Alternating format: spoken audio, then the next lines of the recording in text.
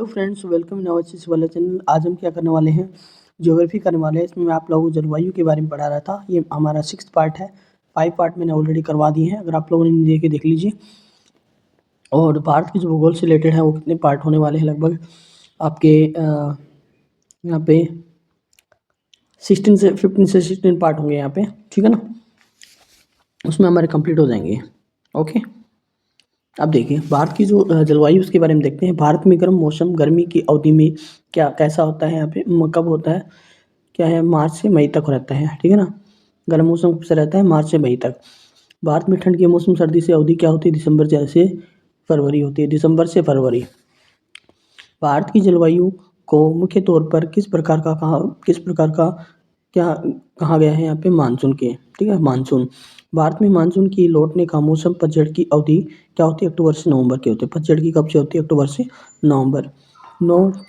Nor wasters या काल वैसाखी तड़ित झंझा बिजली युक्त तूफान है में प्रमुख है भारत तथा बांग्लादेश, ठीक है, भारत तथा बांग्लादेश। भारत के किस राज्य में सर्वाधिक वर्षा होती है, मेघालय में।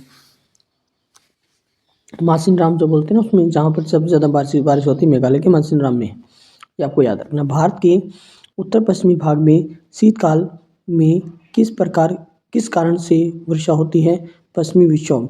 दक्षिणी पश्चिम मानसून से भारत के पूर्वी तट की अपेक्षा पश्चिम तट पर ज़्यादा वर्षा क्यों होती है, पश्चिमी घाट हवा को रोकती है जिससे बारिश होती है।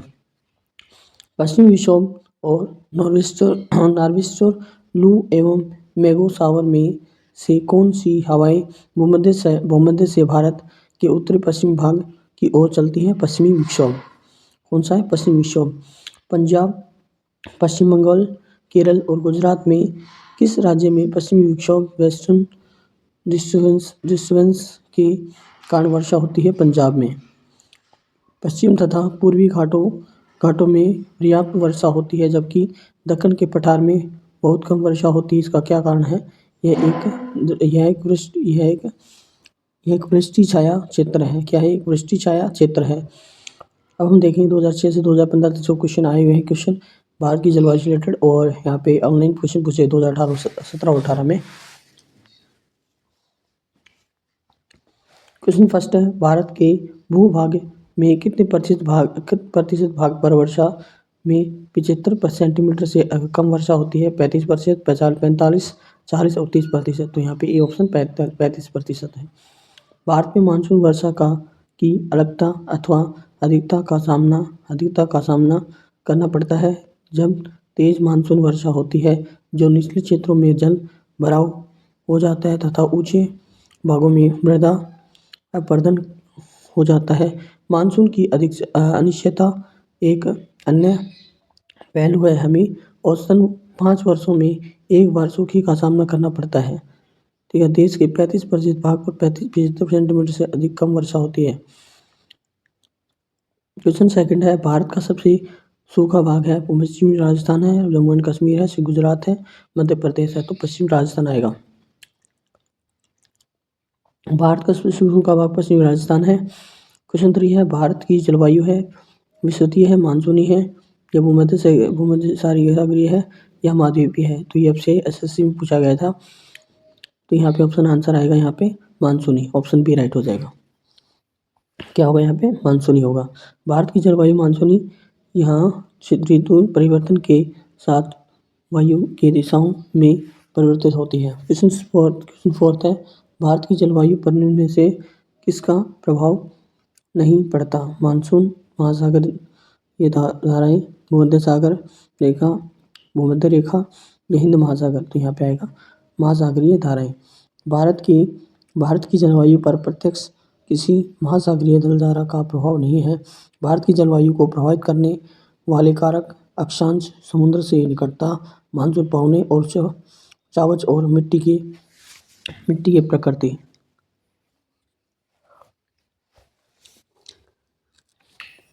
क्वेश्चन नंबर 5 है, शुष्क मौसम के दौरान भारतीय उपमहाद्वीप पर निम्न में से किस क्षेत्र में पश्चिमी दाब होता रहता है, कच्छ का रण है, राजस्थान है, पश्चिमी उत्तर भारत है, मध्य मेघालय है। तो इसका जो आंसर आएगा वो यहाँ पे क्या होगा, सी राइट हो जाएगा, पश्चिमी उत्तर।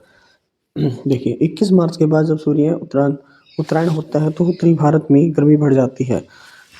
मध्य जून आते-आते गर्मी बेहद बढ़ जाती है और पश्चिमोत्तर भारत में पाकिस्तान में निम्न दाब क्षेत्र बन जाता है और निम्न दाब इतने शक्तिशाली होते हैं कि दक्षिणी गोलार्ध की व्यापारी पवनें पौने विषुवत रेखा पार कर इस ओर आकर्षित हो जाती हैं और दक्षिण पश्चिम मानसून पवनों के रूप में आवतीय पवन तंत्र का अंग बन जाता है और इस प्रकार मानसून का प्रारंभ होता है। क्वेश्चन नंबर 6 है, दक्षिण पूर्वी व्यापारिक हवाएं बारिश के मौसम में भारतीय उपमहाद्वीप के किसके कारण आकर्षित होती हैं। यहाँ पे उत्तर पश्चिमी भारत में कम वायुदाब के होने के कारण या उत्तरी पूर्वी व्यापारिक हवाओं के प्रभाव से या भूमध्य रेखा पर चक्रवात बनने के कारण या पूर्वी हवाओं के प्रभाव से। तो यहाँ पे उत्तर पश्चिमी भारत में कम वायुदाब के होने के कारण। क्वेश्चन नंबर 7 है, अक्टूबर नवंबर के महीने में भारी वर्षा होती है। गौरव खासी जाति और वाड़ियाँ हैं। छोटा नागपुर पठार है या कोरोमंडल तट पर है या फिर मालवा पठार पर। यहाँ पे ऑप्शन सी कोरोमंडल तट पर।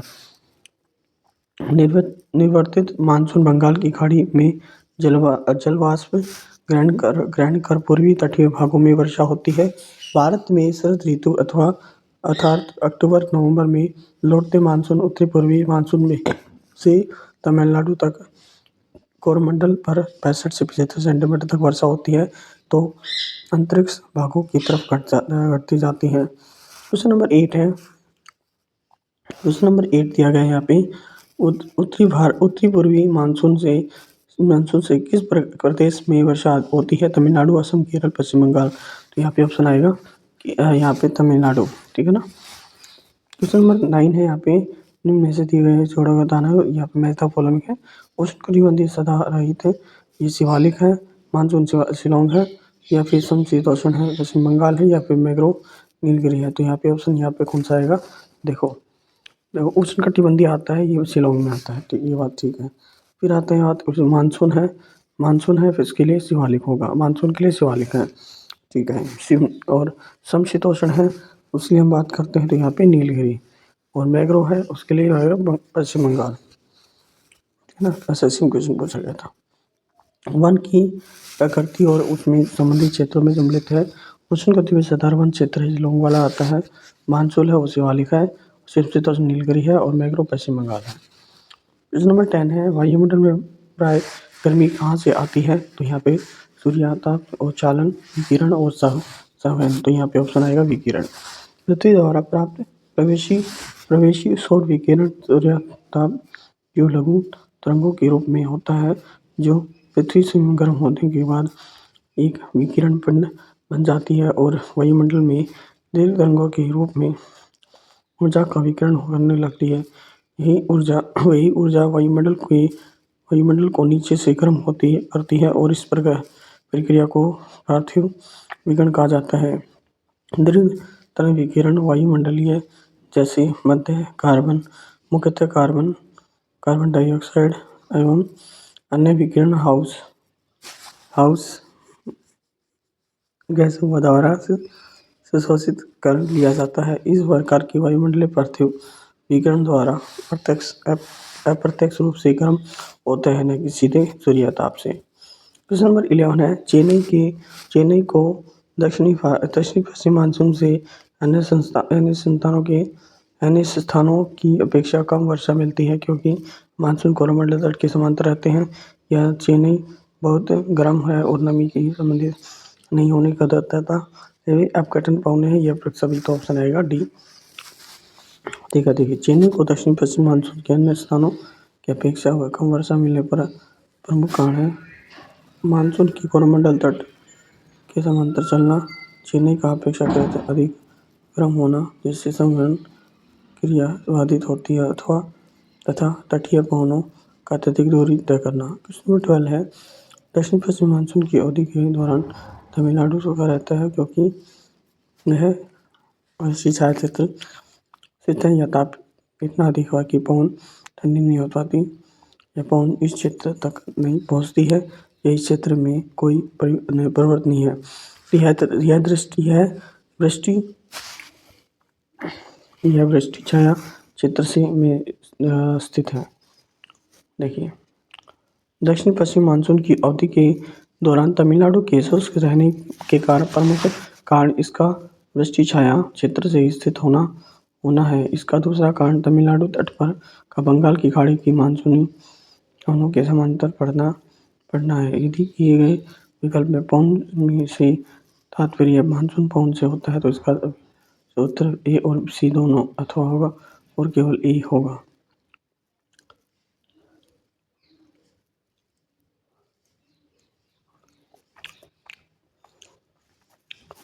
प्रश्न नंबर 13 है, गुवाहाटी से चंडीगढ़ तक मानसूनी वर्षा की प्रवृत्ति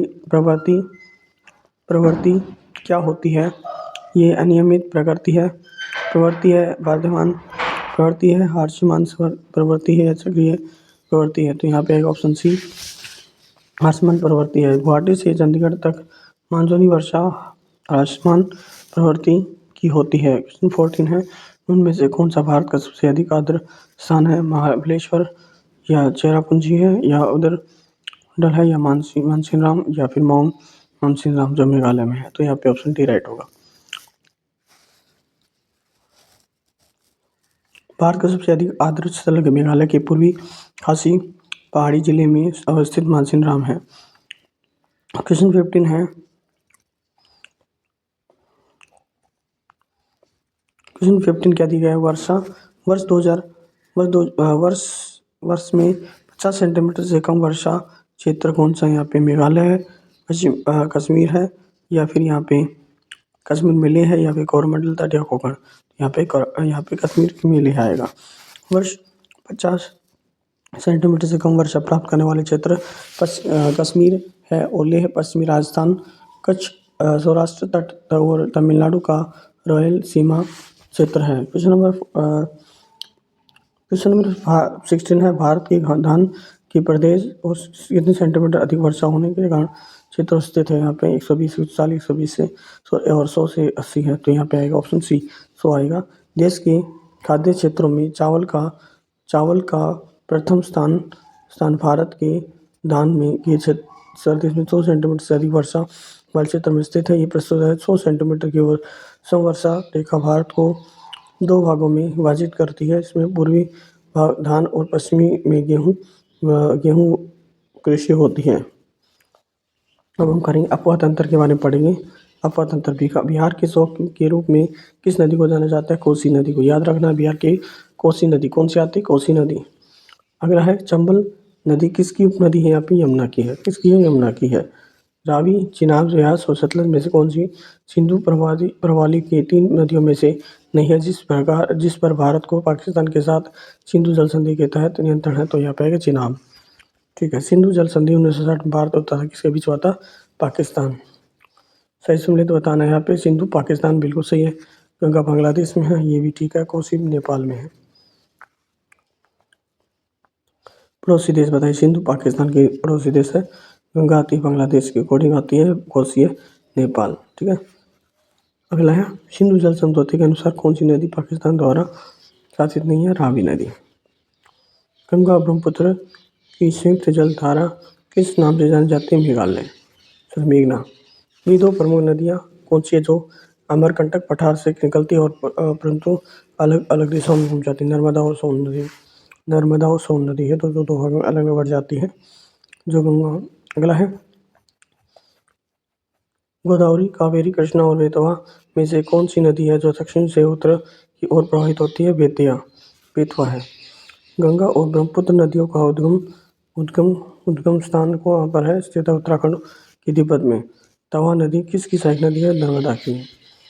सिंधु जल समझौते के अंतर्गत भारत में रावी नदी, सतलज और झेलम एवं ब्यास में से किस नदी को विशिष्ट अधिकार नहीं है? तो यहाँ पे झेलम।